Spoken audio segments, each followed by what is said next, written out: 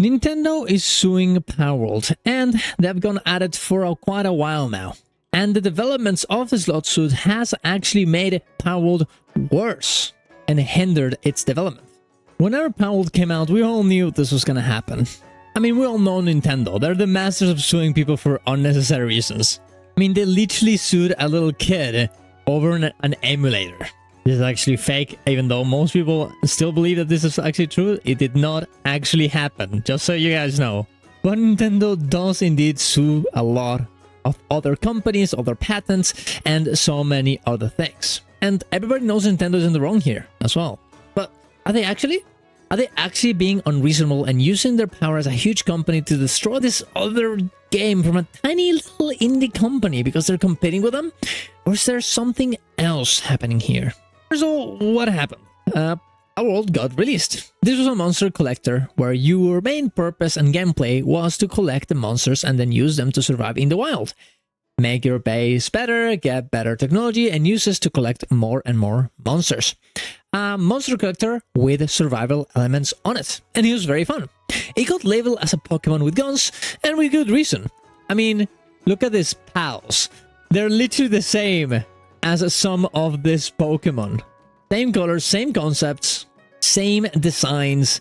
They were asking for a lawsuit in some ways, if you really look at this. It's okay to get a bit of inspiration, but in some of these, they're not even trying. But should it even matter? The game has a lot of merit, and after so many years of Pokemon games being forgotten and only having mediocre titles, this game was a breath of fresh air.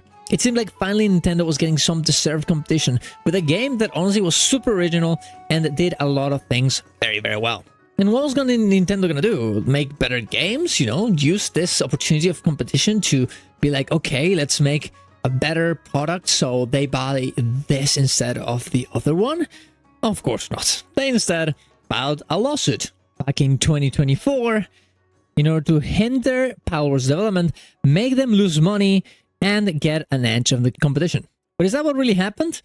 I have seen a lot of discourse on the internet every time we get some sort of update on this story, and it's always, well, why would Nintendo even do this? They're just trying to take advantage of their power to destroy this company. But it's a bit more complicated than that. And maybe even worse. Palworld is a fun game that's actually worth playing. And Nintendo is coming in and stopping them. Not making a better game, but using the resources to smush them with lawsuits. And that's definitely what they're doing. But they're not even attacking the obvious part, which is the similarities between Pals and the Pokemon. Instead, they're going for in-game mechanics that Nintendo has patented.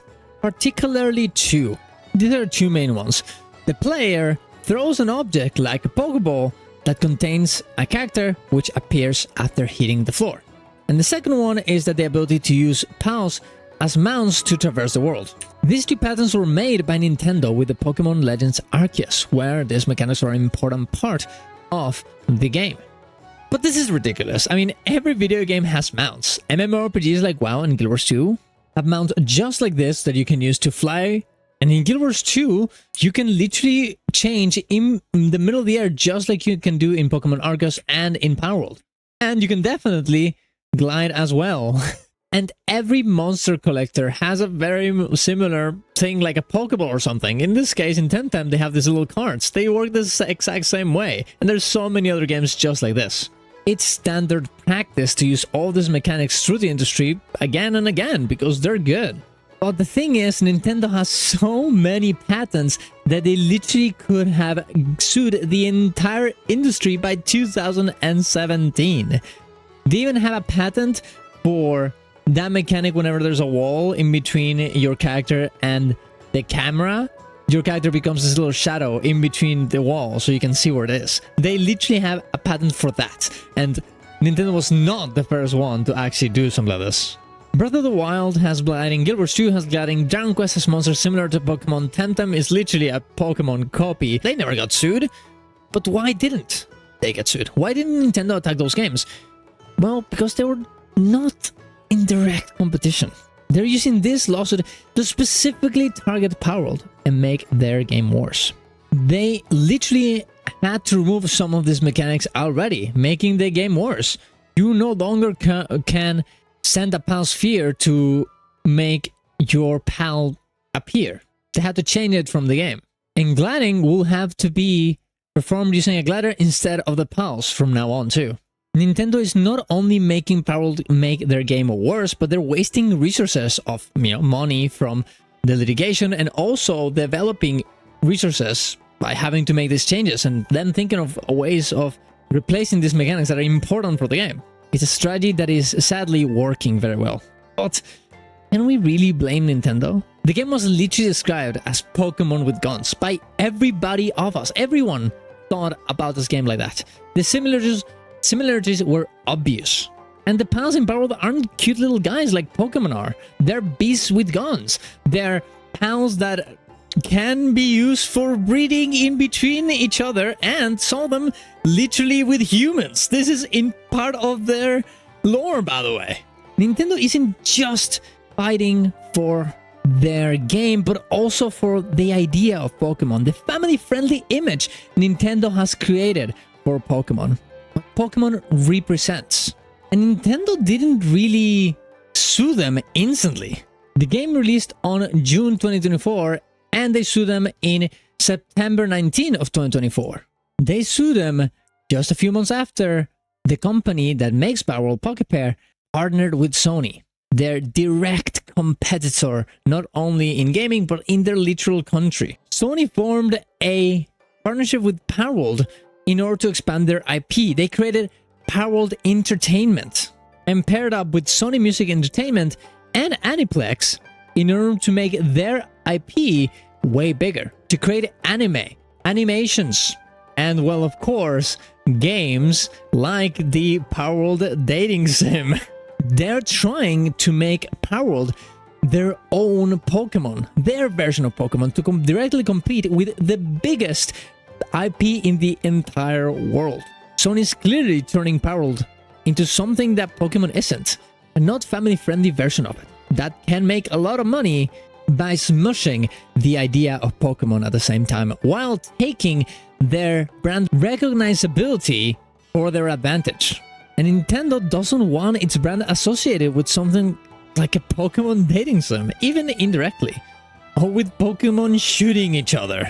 I feel like it's a bit fair for them to want to protect their IP from being stolen or corrupted in some way. That being said, I think they're doing it in the correct manner.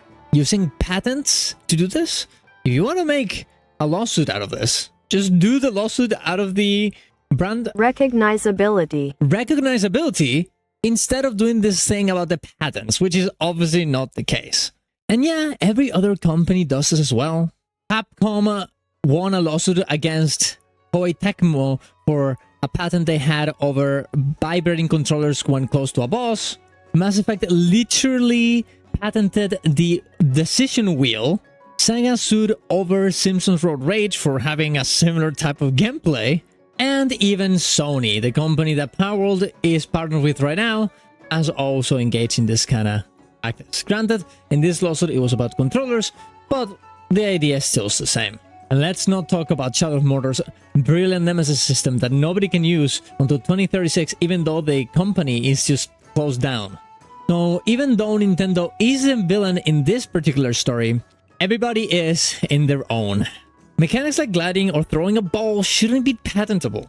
It stiffens creativity. If Nintendo wants to sue over models that look similar, you know what? That's okay. Do that. But this is just an excuse. The video game patent system needs a major overhaul in order to have actual creativity and not waste times on useless lawsuits.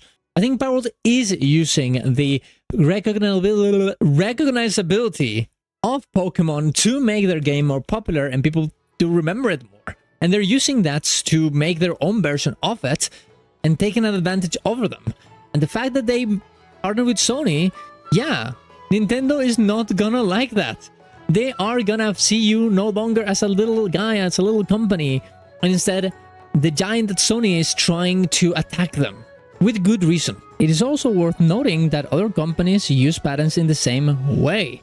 I got this from a Beller video, very good video, by the way, I'll link in the description down below, but here's a quote. Capcom offers another angle. Motoki Okuyama, general manager of Capcom's legal division, suggested that patents indirectly play an important role in protecting the brand.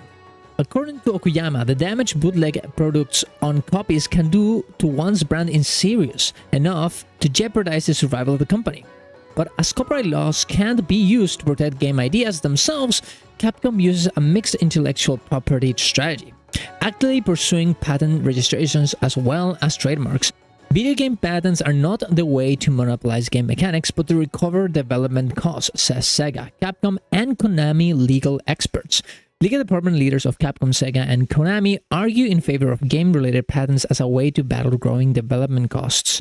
Now, this doesn't mean that this is right, but it does mean that everyone does the same thing. Even the changes that are happening to Palworld right now, like the bows changing, the spheres changing, the gliding changing, this is not because Nintendo won the lawsuit and has forced Palworld to do this. They can't. It's not done. This is probably a strategy from Palworld in order to make the next lawsuit, the one that is coming to the United States, a bit easier to deal with. It's a good strategy. It's a worth strategy, but it is a strategy. It doesn't really make sense to change it for the Japan lawsuit because it's already been done. Like, you can't get sued, change it back, and then, oh well, the lawsuit is no longer there. No, of course, that's not how it works. This is for later, and it really tells you how these companies actually consider this type of processes. And I think Nintendo is completely in the right to actually want to sue them, but not for patents, for the real thing. Nintendo's scared. They should be. They've sat on their IP for years, releasing mediocre games, and now someone came along and pushed them. But maybe they should start innovating. Using patents to make Palworld worse, that's not how you win. Maybe they're justified in the context of other companies, but maybe that should change. Maybe every company should stop using patents as an excuse to sue other people and use the real reasons. But I'm just a YouTuber. I guess I'm not in the business, and you guys aren't either. So will it change? Probably not. At least we can have a conversation about it. We, as gamers, just want better games. We want creativity to flourish and innovation to happen. So let's just advocate for that, but let's have a conversation about what really is happening here. It's important to understand what the motivations between Nintendo are, and the motivations that Sony has, and of course Palworld as well, to better understand everything and have a good opinion about it. And if you're thinking I'm only making this video because I'm a Nintendo simp, don't worry about it. I'm a competitive Smash player, so have my fair amount of hatred towards Nintendo. But let me know what you guys think. Subscribe to the channel for more content like this, and see you around. Love you all. Bye.